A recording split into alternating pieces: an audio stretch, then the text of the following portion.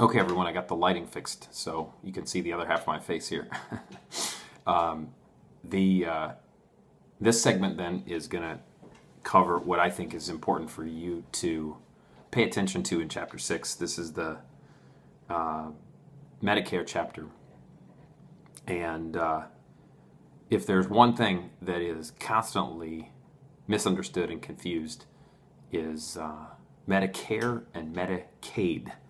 So you spend a lot of time correcting people, and you can really look like you know what you're doing if you've got this figured out. So Medicare is health insurance that is available to folks over 65 who put in or contributed into Medicare at some point in a payroll tax. And I dare say 95 to 99% of the clients that will ever step foot in the office are Medicare beneficiaries if they're over 65. I have, on a rare circumstance, run into a couple of folks who, had moved from a foreign country late in life, or for some reason, they were naturalized citizen, or for one reason or other, but it's very, very rare. So you can just almost bet on the fact that your over 65 clients are Medicare beneficiaries. In other words, Medicare is the payer of their health insurance, and it pays their medical bills. So that's a benefit. So whether you have $1 or $1 million, you have Medicare as your health insurance.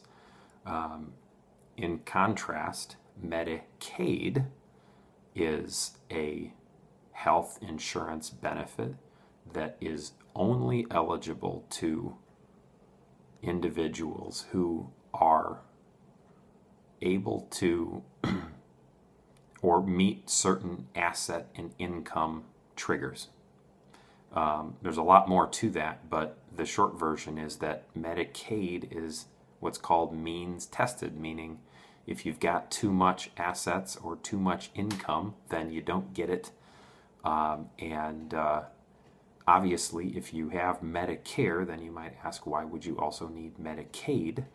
And we'll get more in Chapter 7 on this, and that's, I think, the real heavy, tough stuff here is, again, in Chapter 7. But some people are Medicare beneficiaries and then also are Medicaid eligible, and Medicaid then pays for all of the insurance needs or all the medical needs somebody has that aren't covered by Medicare.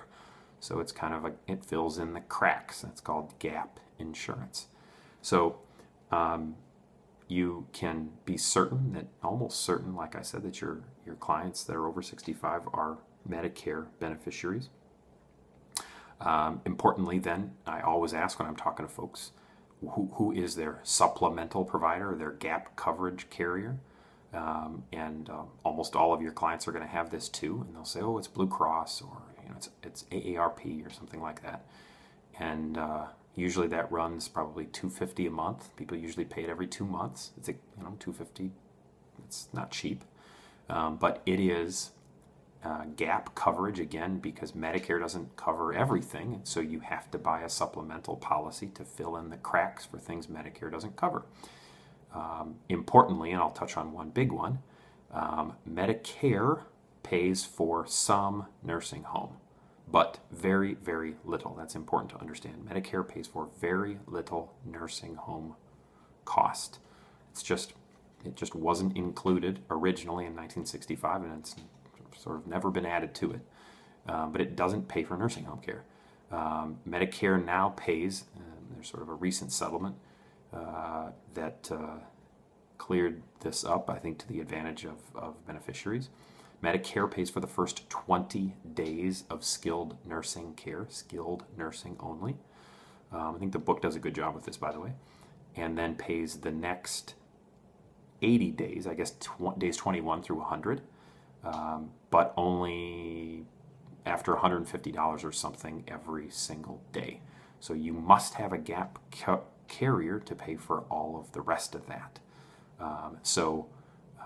Usually people talk about skilled nursing being covered for 100 days under Medicare. Everybody sort of knows that rule, or has some idea about that rule, I think, that comes into my office. And so we kind of have to unpack that and make sure that they do have a gap carrier that picks up days 21 through 100. But the bottom line is this: there's no more Medicare or gap coverage paying after day 100, period. If you are in skilled nursing after day 100, you are paying out of pocket, or you're Medicaid eligible or something. But your insurance stops. That's just it. I think in Chapter 7 here, we'll talk a little bit more about Medicaid, but it's another core piece. So far, I think in what we've covered, Chapter 2 on powers of attorney, Chapter 3 on guardianship, and then Chapter 7 here upcoming on Medicaid are really core, substantive, important stuff.